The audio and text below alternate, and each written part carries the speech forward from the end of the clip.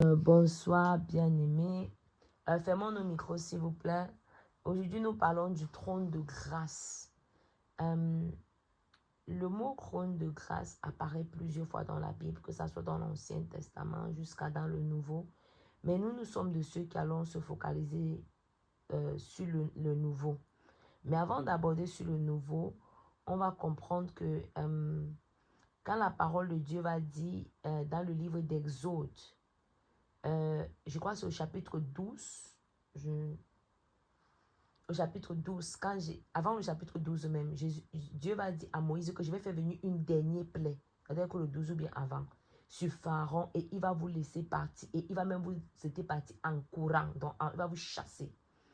Il va leur donner une instruction très particulière, leur demander de tuer les boucs par famille. Nous on connaît l'histoire, la Pâque, et ils vont mettre le sang sur les linteaux des maisons. Et quand l'ange de la mort va passer, il va passer il va passer au-dessus. Amen. Il va passer au-dessus des maisons où il y aura le sang. Ce n'est pas parce que les Israélites ne méritaient pas la mort ou bien ils étaient trop saints. Toute personne où on voyait le sang sur ses linteaux était exemptée. Donc si un Égyptien avait appris ça et il mettait le sang sur sa maison, il était exempté.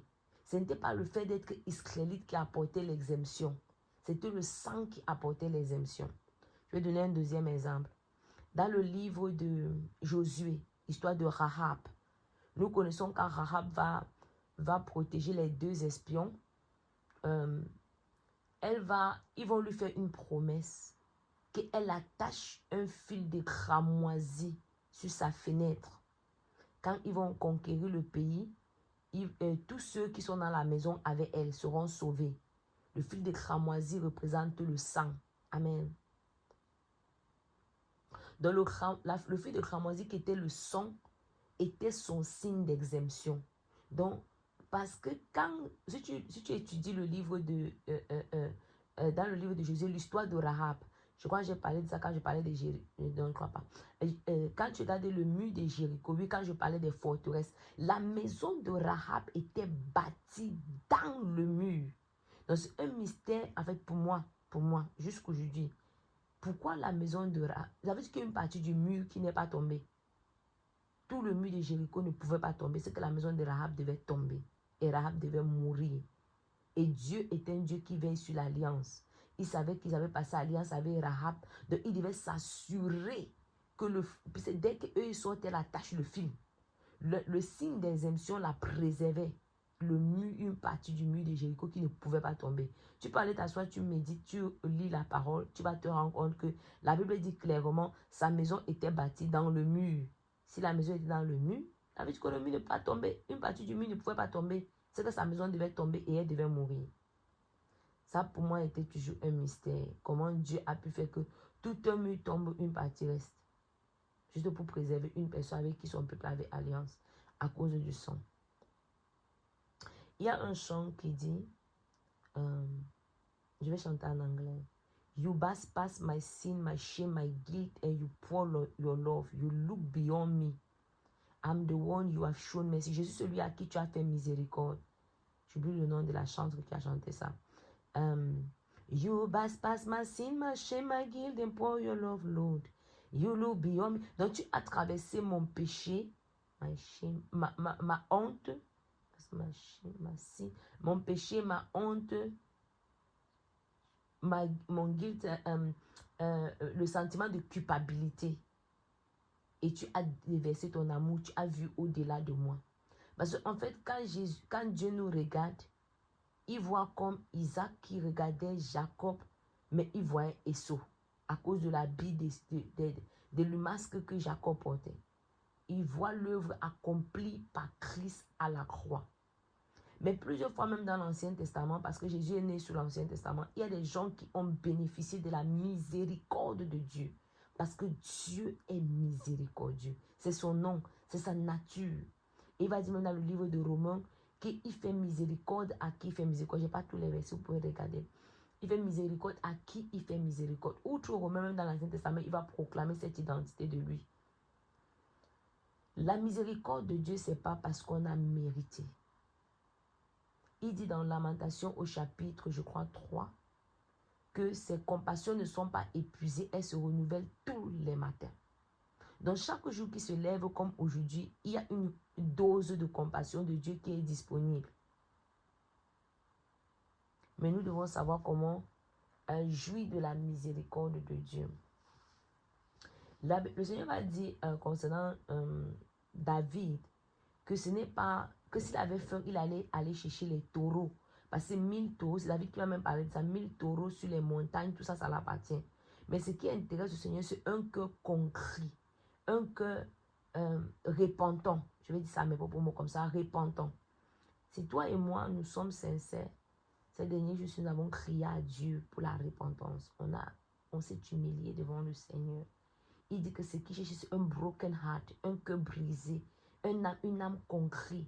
C'est ce qu'il recherche.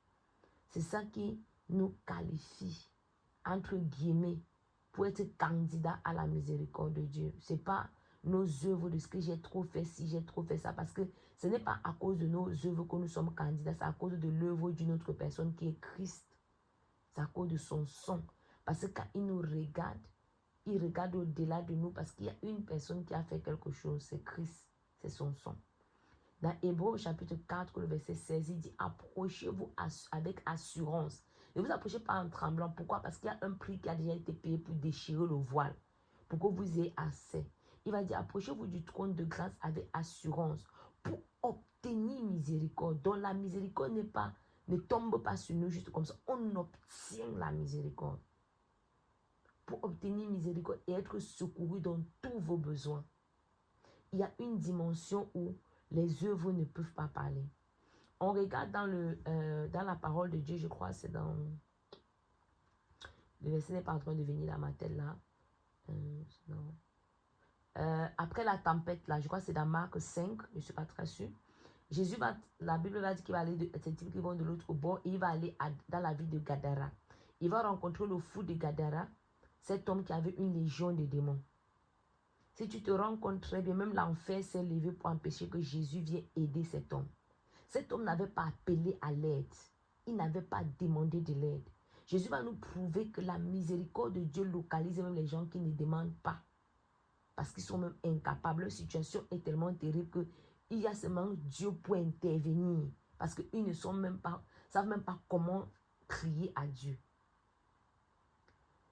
Quand Jésus va délivrer cet homme, j'ai parlé de ça les jours, comment ces démons-là ont réclamé un droit territorial. Nous, on ne peut pas partir. Il y a les porceaux ici, jette-nous à l'intérieur, mais nous, on ne peut pas quitter ce lieu. Ils ont fait appel à la cour de justice, ils ont fait appel, ils sont retrouvés au tribunal de justice avec Jésus. Ils ont défendu pourquoi ils ne peuvent pas partir et Jésus n'a pas gagné parce qu'ils avaient un droit légal. Jésus les a accordés. Si tu rends compte, c'est une des premières fois, c'est la seule fois dans la Bible, Jésus discute avec un démon et fait ce que le démon veut. Jésus, le Fils de Dieu, fait ce que le démon veut. Pourquoi? Le démon avait un droit légal. On ne conteste pas les droits légaux sur le plan spirituel. C'est parfois nous les enfants de Dieu, on se dit que non, je vais juste prier comme ça, là, c'est passé. Non, Jésus nous montre que non. Tu dois avoir un argument pour pouvoir contester. Mais nous, on a un argument plus fort. Jésus n'était pas encore mort. Il ne pouvait pas dire, voici mon sang a déjà payé pour lui. Mais nous, il est déjà mort pour nous. Amen.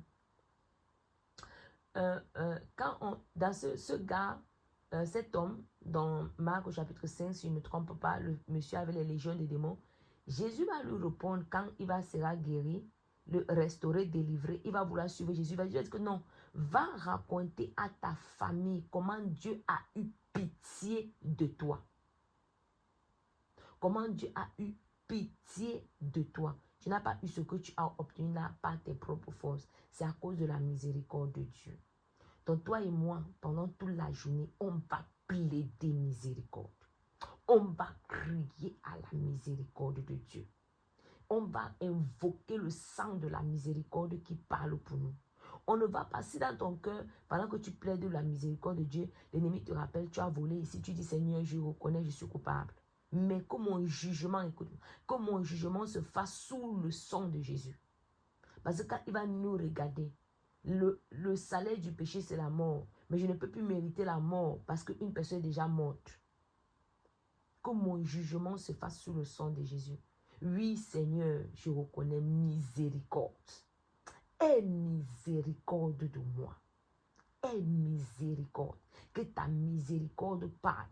Tu vas invoquer la miséricorde de Dieu dans tous les domaines pour lesquels tu as demandé pardon ces derniers jours. Pourquoi? Parce que demain, nous sommes le 18 aujourd'hui.